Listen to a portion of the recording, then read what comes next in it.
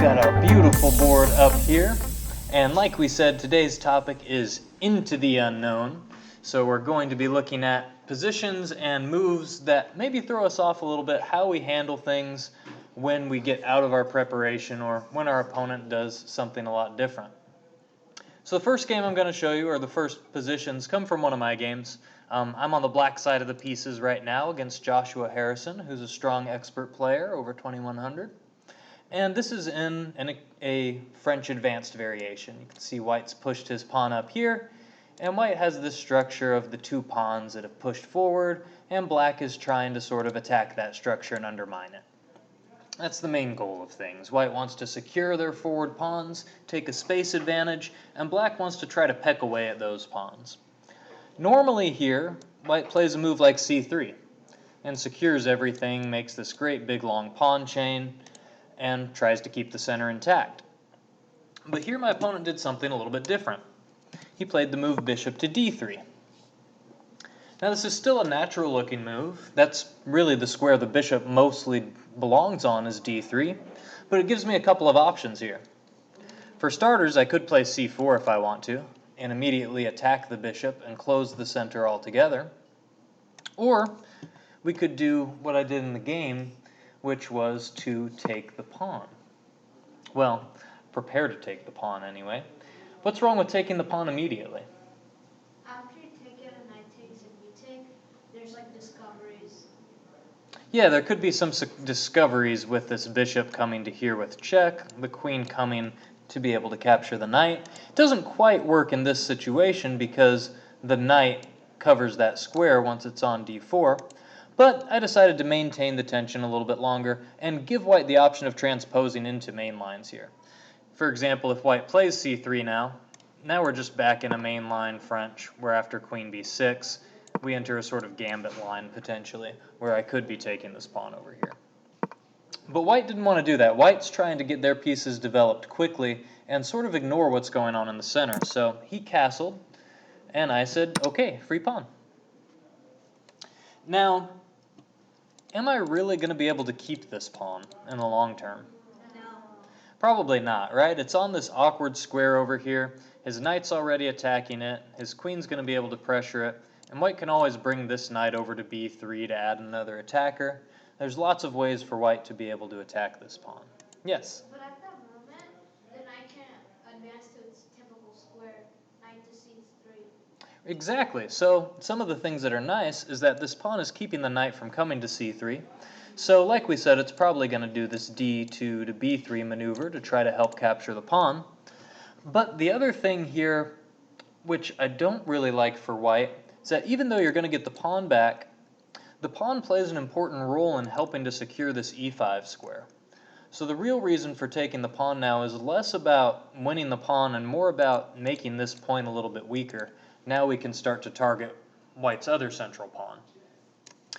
Now already this is sort of out of my opening preparation. I do a lot of work in the French, and you want to know how to play these positions because white might throw something different at you. This is already a little bit off beat. So the main sort of thing here is when your opponent starts doing something different, you want to stick to those principles of the opening you know. In this case, I play the French and I know it's all about this center. It's all about trying to undermine white's center. So by taking this pawn, we've certainly done that. And now we have a clear target to try to destroy the center altogether. And that's what I'm going to try to focus on. So white played the move a3, trying to keep my knight from harassing the bishop by coming to b4. And I played knight e7, preparing to maybe bring that knight to g6 in order to add more pressure to the center and the pawn. Rook comes to e8, knight goes to g6, and now knight to d2. And all of this is sort of the things that we talked about. I'm trying to pressure the middle, and white's moving those pieces to round up that d4 pawn. So how should I create a threat here and keep trying to pile on in the center?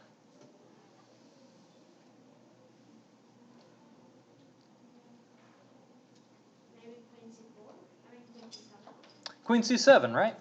Now the pawn has three attackers, so white has to choose whether to continue to defend this pawn Or white could play like knight b3 and choose to take my other pawn and sacrifice this one, but that wouldn't really be a great decision because white doesn't want to fully lose that center. It's really my goal, right? So white decides to defend the pawn with queen to e2.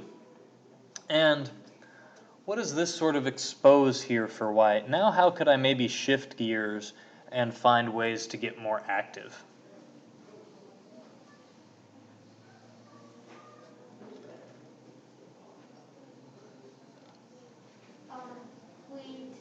Knight to f4. Knight to f4. The problem with white's development plan is that he wants to play knight d2 to b3 to round up this pawn, but it's a little bit slow. And while the knight is hanging out on d2, suddenly this bishop is no longer able to attack that f4 square. So my knight can hop in, and now everything's a little bit awkward over here. So my opponent has to take care of the queen being under attack, and now I've gained an extra move. And here is where May I have your attention, please? We have some important announcements. we listen to an announcement from the library. For your health and safety, wearing a mask over your nose and mouth is recommended while using the library. Please respect social distancing guidelines by using floor markings, observing signs, and staying 6 feet from others while in the library. Thank you for making the library a safe and comfortable space for everyone.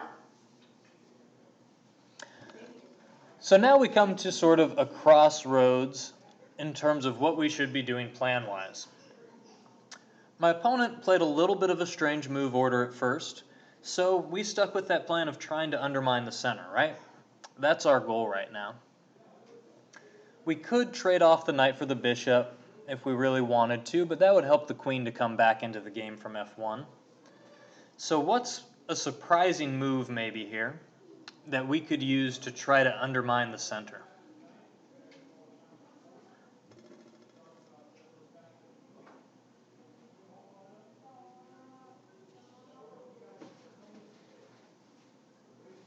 What are you thinking, Ryan? If it's not f6, I have no clue. So f6 is the most straightforward plan. This is a very common idea in the French. Just immediately attack the pawn and put more pressure on it. White can choose to capture or not. And if he captures, we get a very strong pawn center, but it weakens our king side a little bit, some of the squares around our king. There's one other way, and both of them are perfectly playable here. They're the computer's top two choices. So I decided not to go with f6. That's probably the best alternative to what I chose in the game. And the idea behind the move I chose is what's defending this pawn on e5? Yeah. The rook and the knight. So how can I try to get rid of one of those pieces?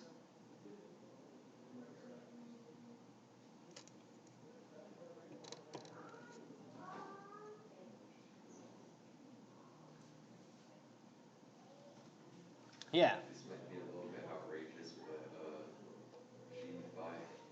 G5. G5. Yep. And this is one of those moves that looks a little outrageous, but when you're considering something like this, or when it crosses your mind, the key to it working is always whether or not it's established on those sound principles. Like we talked about before, in the center, or in the French, the most important thing for black is undermining this white center. So this G push, it's not about just throwing a G pawn up the board and attacking the white king. That's really not the purpose at all. The point of the G pawn is to deflect the knight. Of course, if the knight takes the pawn, then we can just immediately take the center pawn, and we're very happy with that, because now look at all these central pawns that we have, and we're going to argue that these are better than white and see if we can use those to try to win the game and take control. And we have an open G file to attack on. Of course, if white doesn't take the knight, then we can push this pawn forward, play G4, and the knight has to move away, and now the E pawn will fall. So we've got an immediate threat, as well as a way of trading off to a favorable position if he takes the pawn. So it looks a little outrageous, but pretty much every outrageous move which is playable is based in some of those found solid principles. So that's always kind of what you want to keep in mind with these. Now my opponent decided to be more solid, attack the pawn, and basically if I play G4, he's going to take it with his F knight now, which is what happens. First I trade off the bishop, and then G4, and we see the trade occur in the center. And this is the position that we ended up having in the game. Black's got that nice central majority. Of course, the king is in the middle as well, but it's not so easy for white to find any way to take advantage of it or break through. You've got some immediate pressure already going for the king. The knight's pointed that way. You're going to be able to put a rook on the g-file maybe. And there's already tempo on the white queen. I don't want to spend a lot of time looking over the rest of this game, because it's more just those opening ideas that I want to show you there. That idea of, hey, if your opponent does something a little bit wrong, look for ways, if you know your opening, know those founding principles of it, and try to find ways to push those principles forward, even if they're maybe not the most normal moves. Now, of course, that's easy to say if you're playing an opening that you know, but what happens if you're in an opening that you don't know at all? Good evening, folks. It's Jay Severance is in the library. Would you please come to the circulation desk? Jay Severance. Thank you. So this is an opening that you may or may not know. We've got the Italian game right now, a Jaco Piano looking thing, and Levon Aronian is playing the black pieces against one of my favorite players, the bad man, Badr Jobava, from Georgia. He's very creative, has a lot of just wild games that he plays, likes to throw abnormal stuff at his opponent. So if you're playing against Jobava, you can just be sure you're in for a wild ride. So of course, Jobava says, I don't want to play a boring Italian game. I want to play the Evans Gambit with b4. Now, Evans Gambit does have a lot of established theory to it, and Levon Aronian probably knows a decent amount of that. We'll give him some credit here. But we may not all know this so much. So how he handles this, we're going to go ahead and look at, because we'll see that Aronian plays in a way that really just sticks to very solid opening principles. He doesn't do anything super flashy, but all of his moves have a clear purpose, and all of his moves just show that, you know what, white doesn't really have anything enough to prove this gambit here. So he accepts the gambit. He takes the pawn. If your opponent offers you a pawn like this, a lot of times it's okay to rise to the occasion and challenge that gambit. A lot of people will say, yeah, but I don't really know the opening lines. I don't know if I want to accept it necessarily. Well, as long as we're always looking out for our opponent's threats. In this position, are there any really big immediate threats? No. It's going to take white a couple moves to develop those. We have to be careful of what they might be, but it's not like white has an immediate crushing sacrifice or anything like that. So c3 is played, and bishop a5. This is the main line move. You could also try bishop e7. There are other ways that you can retreat the bishop, but this is sort of theory of the Evans Gambit. And then queen to b3. And this is part of white's point. Immediately create this battery on f7. So black has to deal with that and put some pressure on this b7 square, so it's a little hard to develop the bishop. The queen's getting into the game. White's going to want to try to castle quickly, push his pawns up the board, attack as fast as he can, right? So how should we defend this f7 pawn?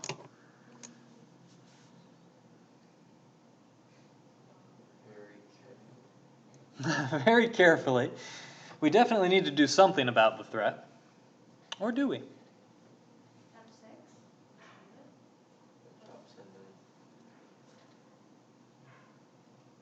If I'm not right, no, never mind. Because I got this mixed up with the Scholar's Mate. This is like a line, kind of, with the Scholar's Mate, and there's like a neat little tactic for black.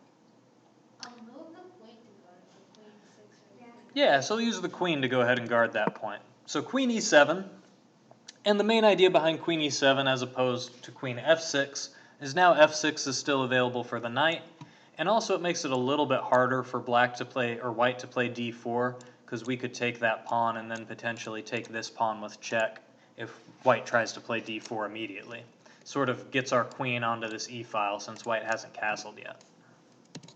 So it's a gambit. We got to go crazy, and Jobava plays d4 anyway, right? I don't care if your queen's on that file. I'm going to open everything up because I want open lines to your king. Yes? The C pawn is pinned, so... Yes, the c pawn is pinned. That's true. But Jobava's not going to leave his king in the center for long. This is also kind of part of the Evans Gambit theory here, is you really don't just sacrifice one pawn, you usually sacrifice 2 pawns. And just keep trying to open up lines as much as you can. Maybe even 3, maybe more, who knows, as much as you need to get to the other king. So, yes, it's true if we took, it would open up our queen to take on e4, but what will white play if we take this pawn?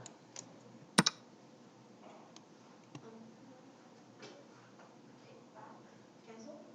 White will just castle. Because again, the point for white is we want things to open up. I want to put this rook somewhere useful. I'm okay if you start taking these pawns, because that's going to give me a quicker attack toward your king. So Levon, he says, no, I'm not going to open anything up for you. I'm just going to develop, and I'm going to prepare to get my king out of the center. Knight f6, and now if I want to, I can castle. And so much for attacking my king in the middle of the board. Also, with the queen on e7, you have the option of taking back with the knight on e5 if the pawn captures there. So, Jobava does that. He takes the pawn.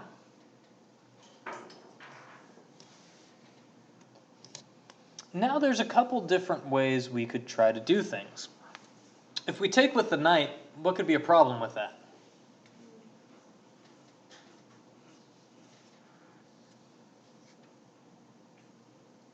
Yeah. After you take with the knight, he takes back, and after queen takes you, he takes on f7. Exactly. So if knight takes knight, knight takes knight, queen takes knight, now f7's not defended anymore, and this check can occur in the game. Now the question is, how do we evaluate that position? Is that good or is that bad?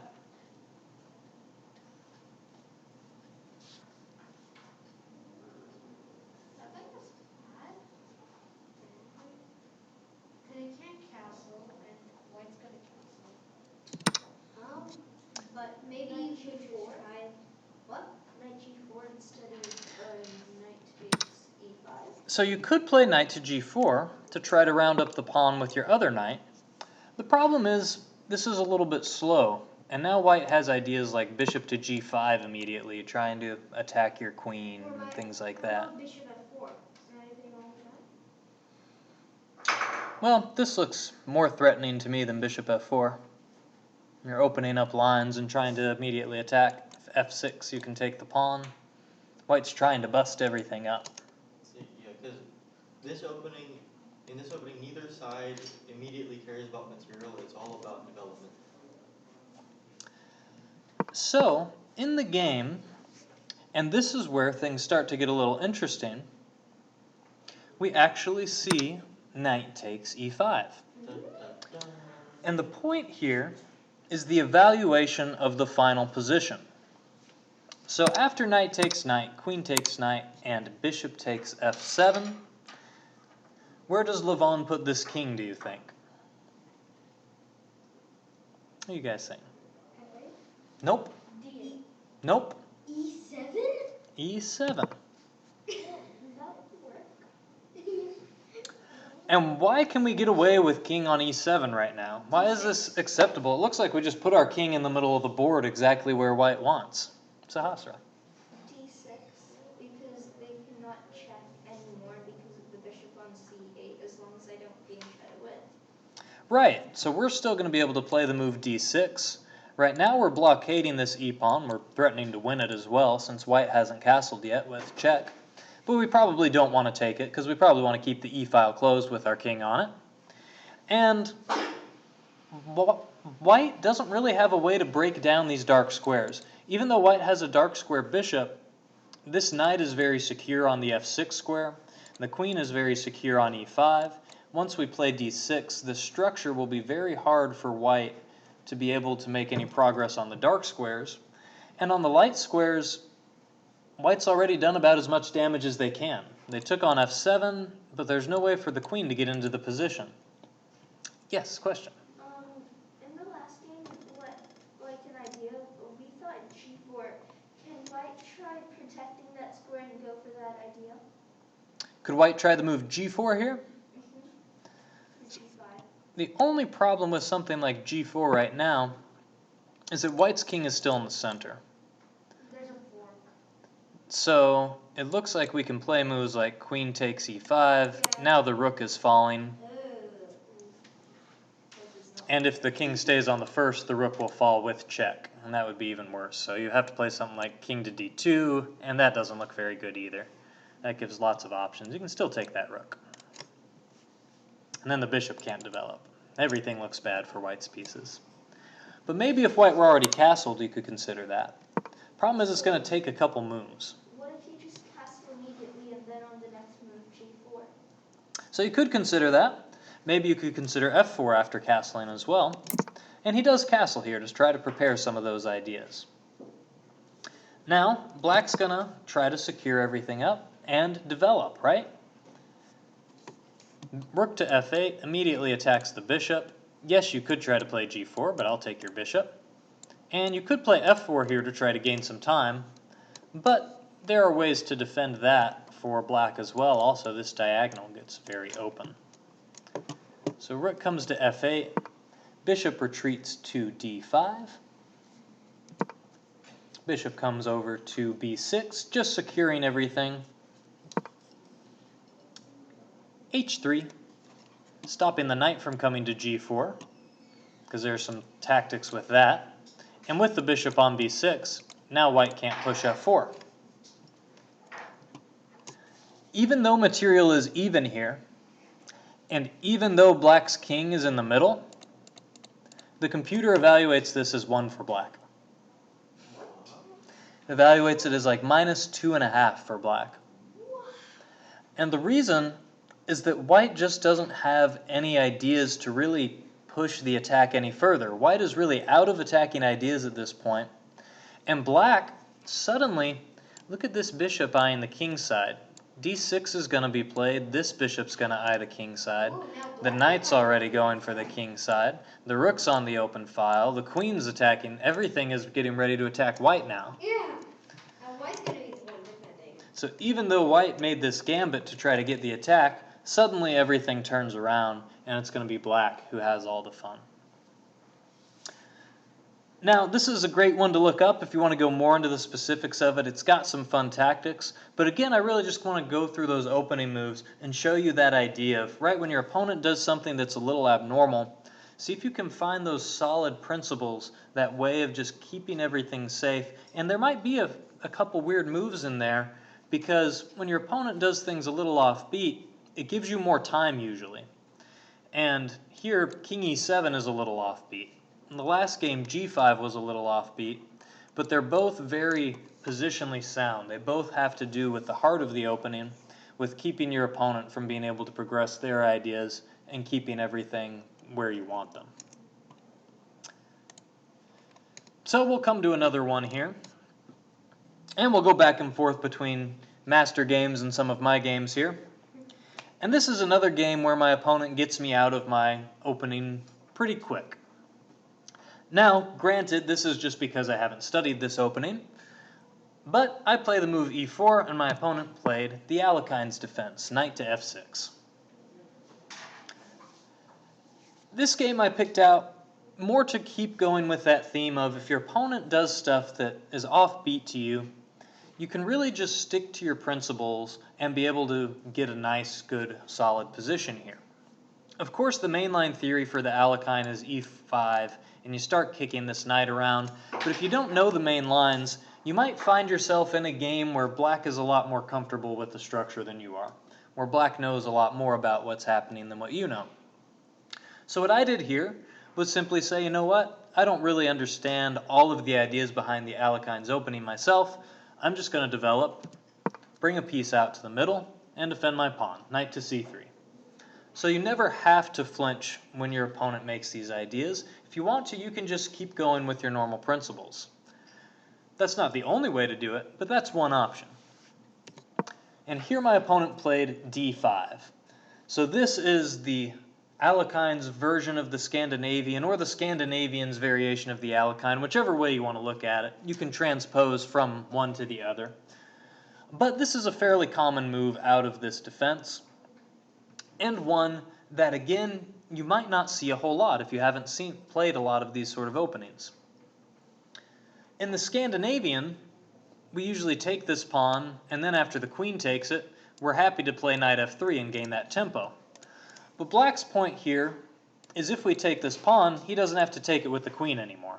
He can play knight takes instead, and then we're not necessarily gaining the tempo. But, you know what? Black's also threatening to play a move like d4, kick our knight, and maybe even win our e-pawn. So we've got to do something to resolve the tension. We can either play e5, which again starts going into those Alekhine sort of structures, or we can take the pawn. So, I took the pawn. Sticking to things that we're a little bit more familiar with. Knight takes on c5, and in this situation, would it be beneficial for white to trade off the knights? No. Not really, right? In the Scandinavian, we're happy to trade because then we can play our knight to f3 and gain a tempo. But here, after we trade the knights, black gets a centralized queen, and we don't have a way to immediately kick it around. The queen coming out early in the game is one of those principles that, we say is bad, right? Well, the truth is it's bad if your opponent can attack it. If your opponent can't attack it, then it's good. It's just an active queen. It helps you out. Yes? What is wrong with c4 after the queen comes out? So c4 would be a way to kick the queen, but the reality is anytime you push your pawns, you're making a structural commitment. And you're taking things away from your pieces. In general, when the queens come out early, if you can attack it with your pieces, that's really beneficial. It'll bring them to more active squares, it'll gain you time. But if you attack it with your pawns, it's sort of a committal move that says these are where my pawns are going to go, because that pawn can never go backwards now.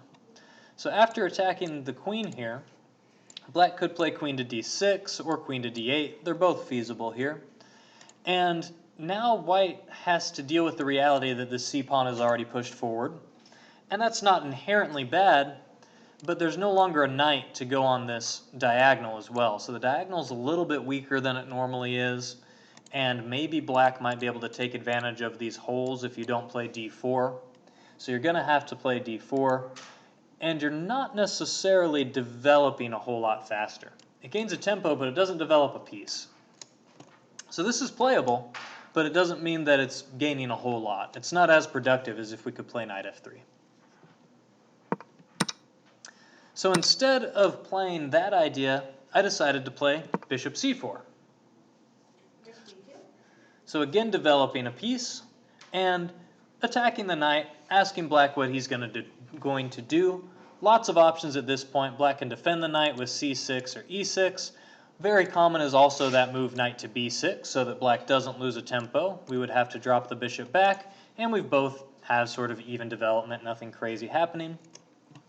But here my opponent played knight takes c3. Oh, just go with the pawn, huh? So black is going to say, you know what, I'm going to double your pawns. You can choose which ones you want, and then I'm going to try to have a solid structure. A little bit more solid than yours. I say, okay, that's fine. I'm capturing toward the center, and I have a little bit of a lead in development. You can play Yeah. queen c4 double attack, and then the knight would be Queen to c4? I mean, queen to f3. Queen to Yeah, that's a thing from the sky. Yes, you can play queen to f3 here if you want to keep the structure intact. But I kind of like taking with the b pawn. I like having a pawn closer to the center. I like the open file for my rook. And maybe I'll even play a move like bishop a3 or bishop b2 at some point. So those are all different options. You could play queen f3 here. You could play d takes. You could play b takes. All are playable. Yeah. About queen to 3, can't you just move the knight and then after queen takes f7, maybe run the king away? Not sure. Maybe I can get like a draw or something. Well, I don't know about that one. That's going to get very sketchy if you try to move the knight away. And there's not really anywhere safe to move the knight. Knight A4. a4 looks pretty loose still. I mean, already I can just play bishop b5 and take it back. Or you just play queen takes f7 and then bishop b5 and then he can't block with the bishop. Right, you win the pawn, the king's in the middle, and you get the knight back. King back, bishop here. I mean, that's the Like that. best case scenario for black. So I don't like that idea for black. And who knows, there might be even a mate somewhere because I'm too lazy to think it out. But black could play a move like e6, and then you could take over here. And it's just a matter of if you really want your queen on c3 or not. I kind of like having the pawn on c3 instead of the queen. Maybe my bishop will come out here at some point. d4 is a little more supported. I'm okay with the doubled pawns. I don't hate them. So e6 was my opponent's choice, keeping the bishop behind. And now we're just going to try to stick to sort of solid opening foundations. Developing pieces, putting them on squares, making sure that everything is ready so we have a nice solid position. I played knight to f3. My opponent played bishop e7. I played rook to b1. And again, I could play d4 here. I could castle here. There's lots of different orders. But my question that I was asking myself is, where do I know these pieces belong? I feel like this rook definitely belongs on the b file because it's open. So I'm going to go ahead and put it there now. My opponent castled. I castled. And then b6. So my opponent's basically saying, you put your rook here, I'm going to make that file not very useful, and fianchetto my bishop instead. Yeah? And just thinking about, maybe would it be better to put off the rook b1 because black was kind of going to play b6 anyway, and then... Potentially it could be, but I kind of want black to play b6. And I had a different idea for my rook. You'll see what my plan is with the rook. It's less about actually pressuring the b file and more about lifting it into the game. Ooh, rook left. So I brought my other rook to e1, bishop b7, queen to e2, and then bishop to d5, which is a little bit interesting, deciding to force the trade of bishops. And this was where I was able to find a way to bring my rook into the game. So bishop takes bishop, queen takes bishop, and now how can I open up space for that b rook? Rook to b5. Rook to b5 or rook to b4.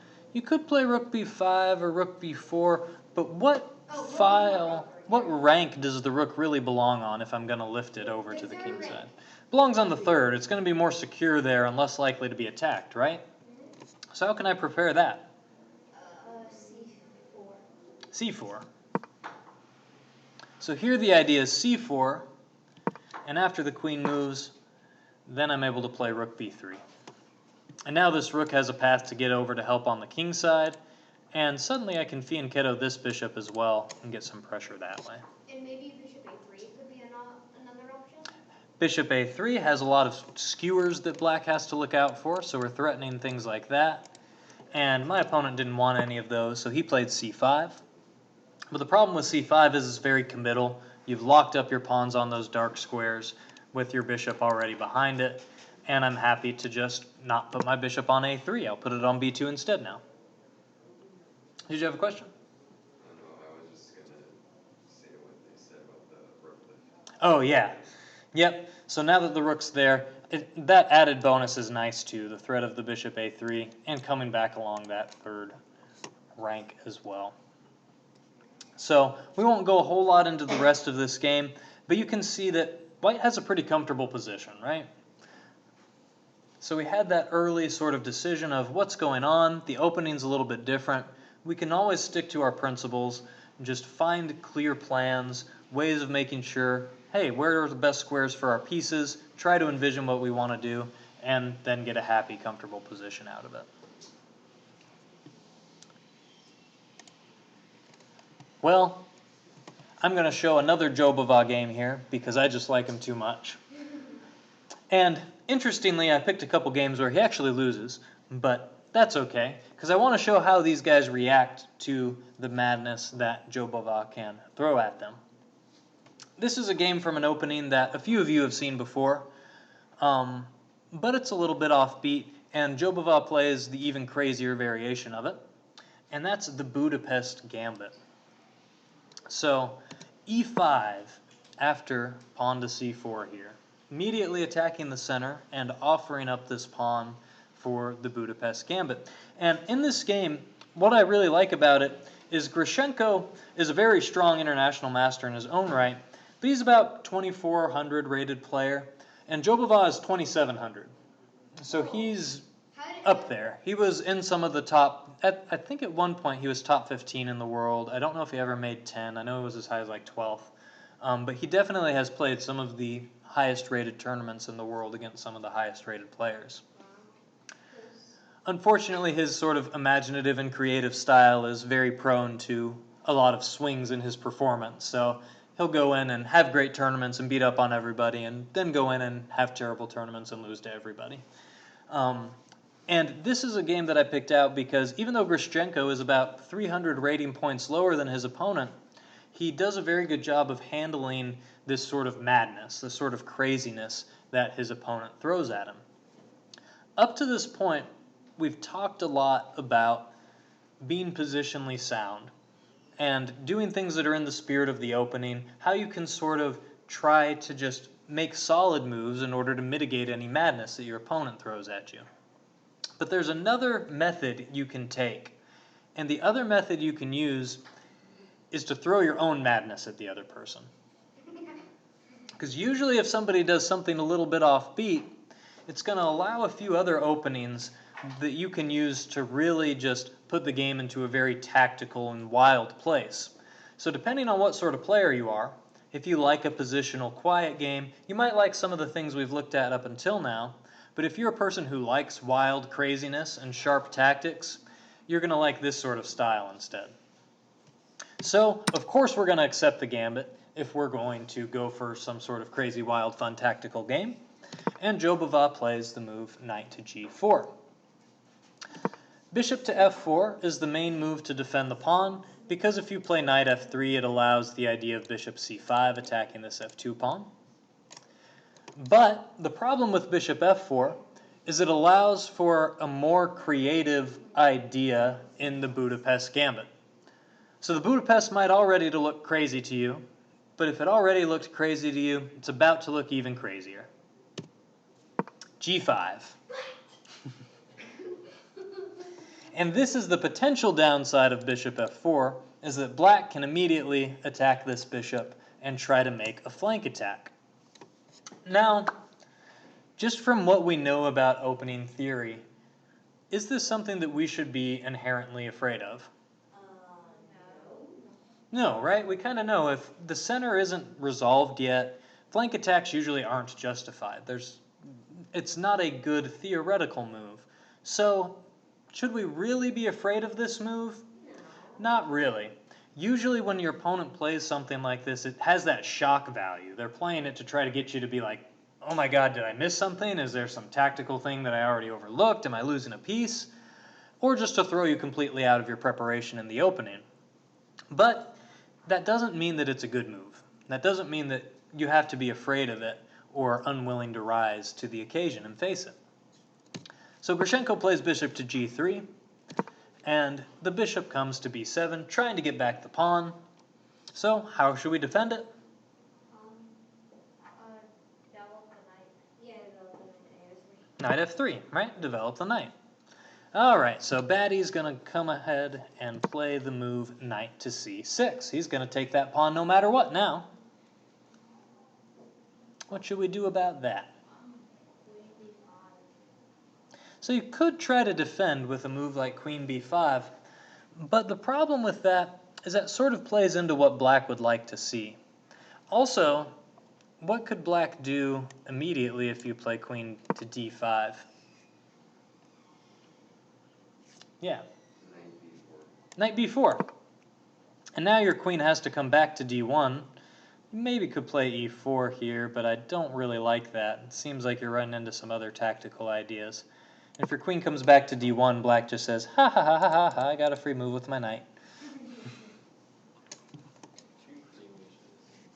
Two free moves with a knight.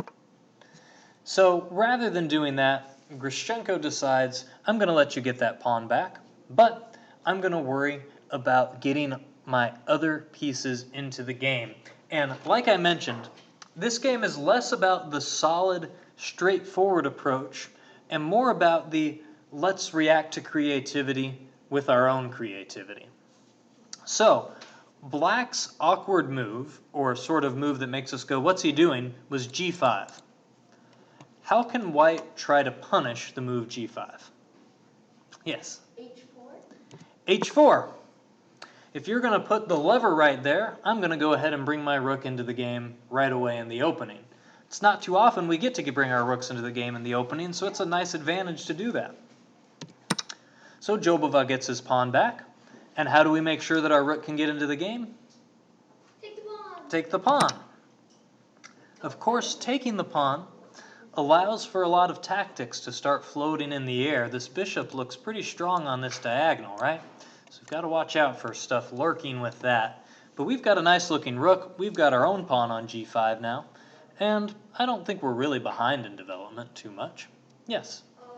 Knight takes knight, then that's check, then you take the pawn. Okay. So he doesn't take the knight, but he takes the other pawn. Oh. And what is the reason here? Let's say he does play knight takes knight check. So knight takes knight check. Which way should we take for white? I would take with the Not center pawn. yeah. Without opening up for your king. Probably. Where's White gonna put his king? Well, you can't move the king because there's nowhere to go. Well, I mean, in other words, Oh, take with the if E you pawn. take with Yeah, the take G, with the. if you take with the G pawn, the king will have to stay closer to the center. But if you take with the e pawn, the center's already open for a move like queen e7. In other words, when your king is on G1 or F1, where do you want your pawns? You don't want to open up the center when your king's on the middle of the board. Well, the king's probably not going to castle anyway, at least not to the king side, because we already have the open h file for our rook. So it doesn't make a lot of sense to castle. He might walk to f1, but he's probably not going to actually castle to that side. It doesn't make a lot of sense to move the rook off of the open file to a closed one, especially one that's going to have doubled pawns on it after we retake.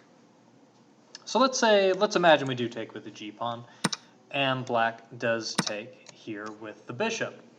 Now, why is this not necessarily that great for black? Huh? It's not good. It's not good at all. Oh my goodness! It looks like you're just laying it out. Looks like you're getting a rook, and you are. I guess white's king is open. I mean, No, black's it's not king is necessary. open. Well, let's say that white just plays a move like knight to d2. Oh, the diagonal is wide open. What is black's best piece? The bishop. The bishop. How good is white's rook on a1? Horrible. It's not really doing anything. White is very happy here to trade this rook for this bishop, because now this queen is already attacking the rook. This rook is attacking h7. My knight's ready to come into the game and start attacking your king. Your bishop's still locked up. This rook isn't getting into the game anytime soon. This bishop can come to h3. Suddenly white is going to be able to have a very fast and powerful attack. So this is actually very hard for black to even defend against. Yes? I was going to ask, how many moves would it take white to start a good attack? Well, I think white already has a good attack. I mean, the rook's already under attack. Start attacking the king because there's a 3-move plan to get the black king castled. Well, you got to do something about the rook first. So what would you do about that? And then the pawn, and then soon the F7 pawn is going to get But attacked. castles.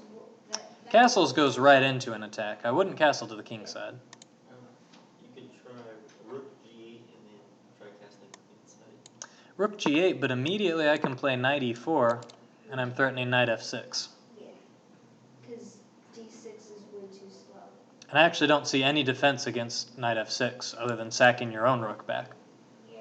Because nothing else can defend that square. Your dark squared bishop's gone, and this knight is too far away. So already I like white.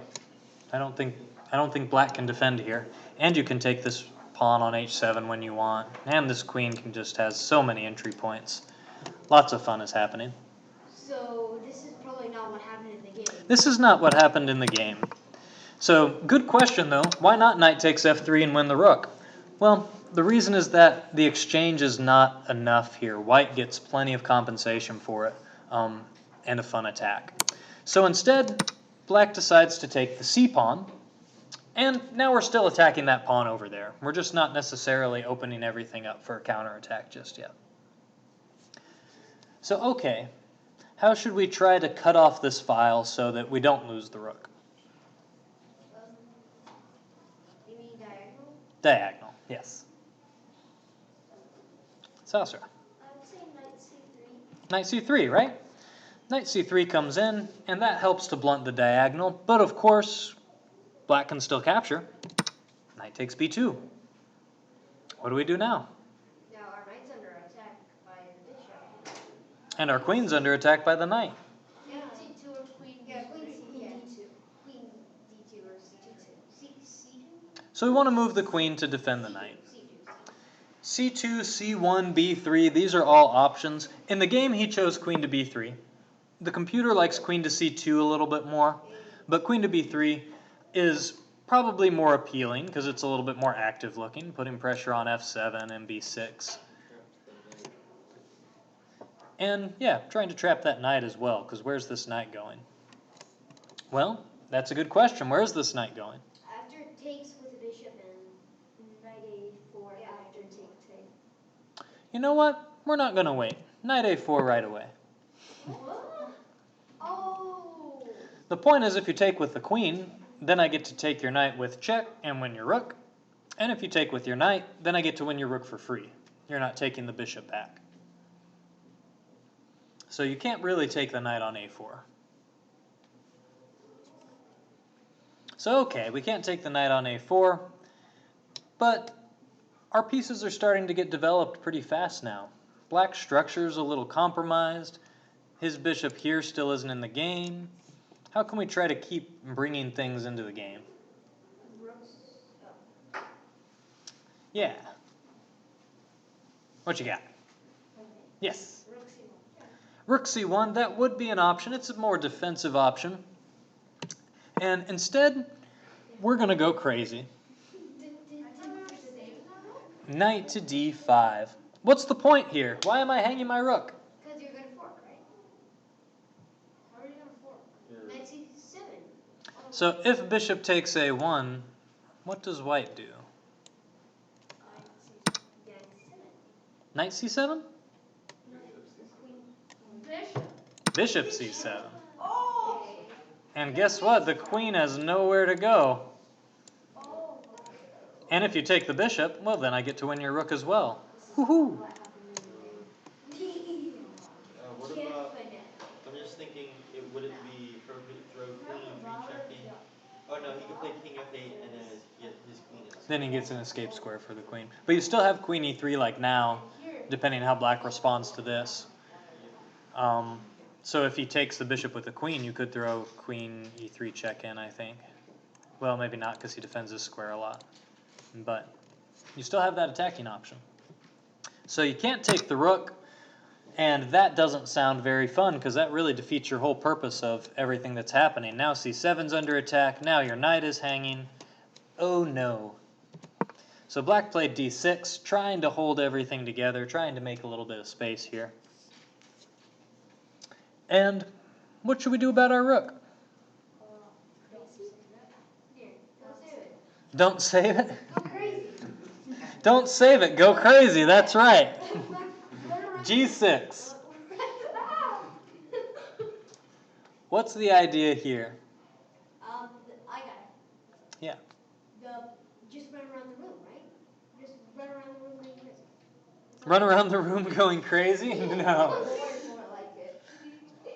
Yes, Saucer. I was thinking if black doesn't respond, a G takes f7, king takes, and I'm thinking there must be some sort of checkmate because of the discovered attack on the b3 to g8 diagonal, and then to mate because the king I don't think can go back inside its territory after that. So lots of discoveries in this position.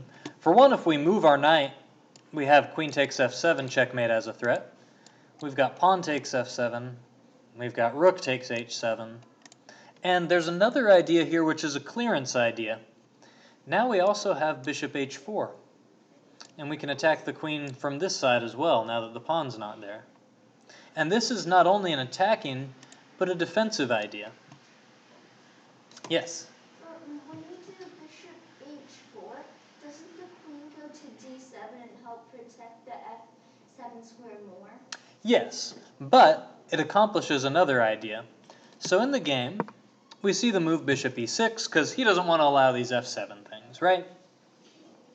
And now, bishop to h4, like we mentioned. We're not going to have as many tactics on the f7 square, so the queen runs to d7. And how can we defend the rook aggressively?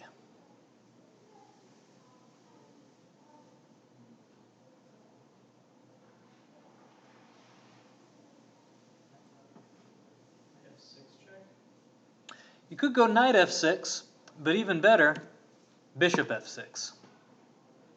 Because now the bishop can't take your bishop, or else knight f6 check wins the queen.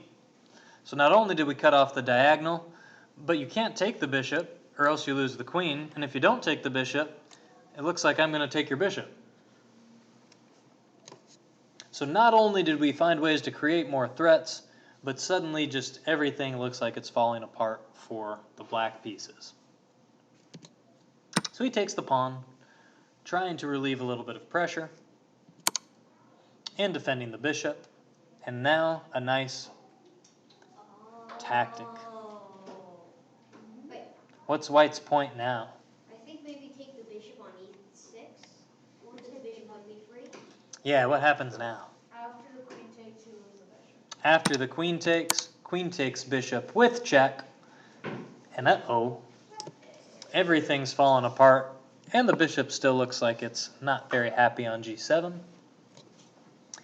King comes over here. What should we do next? Count the material. Panic? 1, 2, 3. No, white's f1. I mean, sorry. Material count? White has 4 pawns, black has 5. White has 2 bishops, black has 2 knights. White's actually down a pawn right now. I don't know that I would prefer to be black, but black is up a pawn. Yeah, what's wrong with black's position? That his king is wide open. Like, you take the bishop.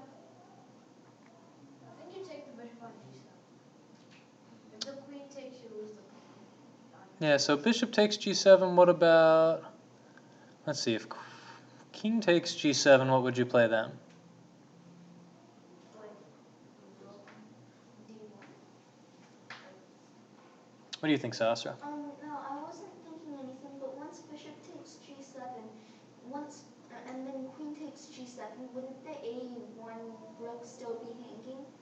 The a1 rook's under attack, but white could take on d6 with check, and then move the a1 rook. Oh, okay. Yes. You bring the knight into the game.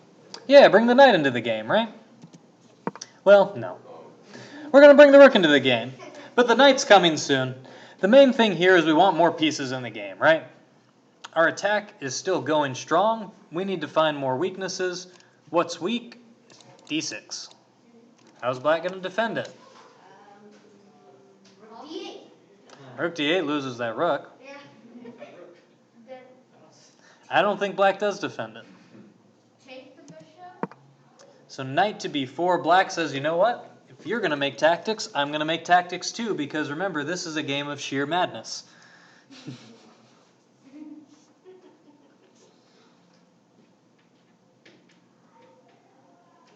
Sahasra. Queen takes d6.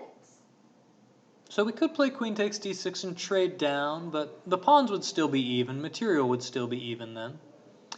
Queen takes d6, queen takes d6, bishop takes g7, king takes g7, rook takes d6, and we're in an ending. Where? But it's black to move. You mean white? Because black is not. At the end of those trades, it would be black's move. Queen takes d6, queen takes d6, bishop takes g7, king takes g7, rook takes d6, and it's black to Knight move. takes a2. Yeah, maybe knight takes a2. Yeah, I think black would actually be the one winning. And then rook e7, king f6, and then rook takes b7. doesn't look favorable enough. It's not worth giving up all this attack for. What else can we bring into the attack? The other rook on H. The other rook on h1, right? Oh yeah, you could skewer the knights. Rook h4. Here comes the other guy. Well, I don't want you to win that knight, so I'm going to play check. This one's a tough one. What do we play? King D2. King d2, only move. And black brings his rook over to d8, trying to bring his other rook in, trying to defend. Now we've got some tactics. Goody goody. For white? Of course white, right? Yes.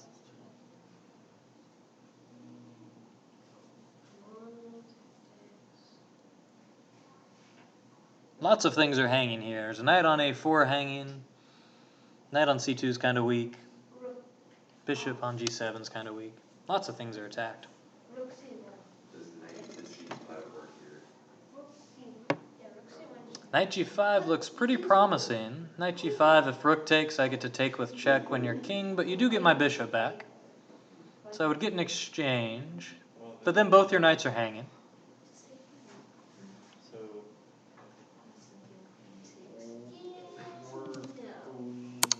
We're going to take the bishop first. Well, what? So bishop takes, king takes. If you take with the queen, then the other knight's going to be hanging too. Okay. And now queen to b3. Just forking the knights. Boop, boop. So maybe a little anticlimactic for what everything looked like circling the king there. But how are you going to defend your two knights now? So we're going to try to check our way out of it. But your knight on c2 hangs. And how can black try to win back a little material here? Rook takes E2. No, there's a bishop there. Forgot to put that bishop on.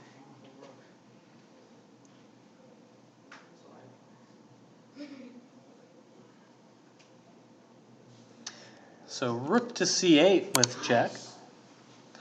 And after king b1, what do you play?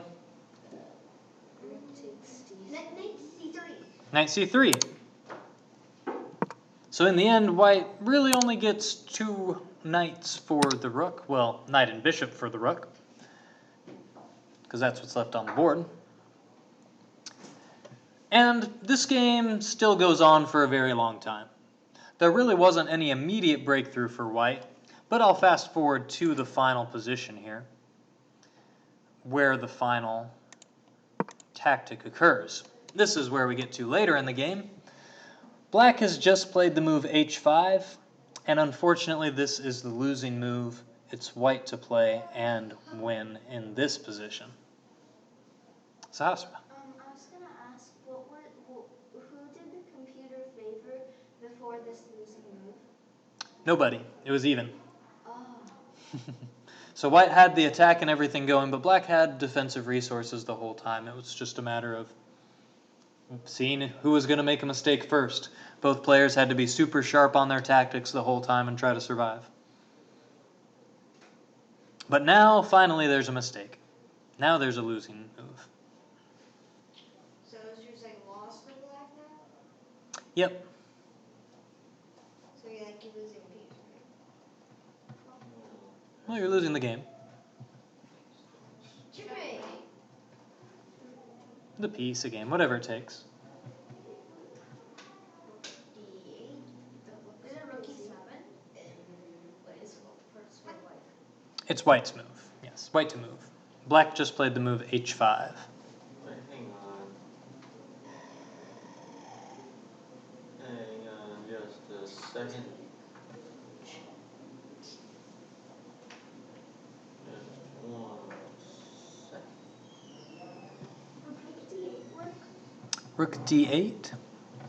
Aren't you losing the piece? I bet it's, I think it's something to do with rook f1. That's what I'm thinking. Rook to f1. So attacking the queen and then x-raying the rook behind it. And Well, first of all, what happens if black moves his queen? Let's say like queen to b6, for example. Rook takes rook, you're saying? Yeah, rook takes rook, and after king takes, we mate with queen to b7. And mate, because the bishop defends. I missed the bishop. So we can't allow that. So what does black have to do here? Take the rook. Black has to take the rook. Queen takes f1. Bishop takes f1. Rook takes f1 check. After the king moves, black has one last ditch effort here, which would be the move king to f7. And then what would we do? I'm pinning your knight. Knight g4. Knight to g5. Knight g5 wins the game. And this is what Jobava overlooked when he played h5, and understandably so, because earlier, if we go back like 2 moves, white actually had this position, where the rook was on b1 and it was white to move.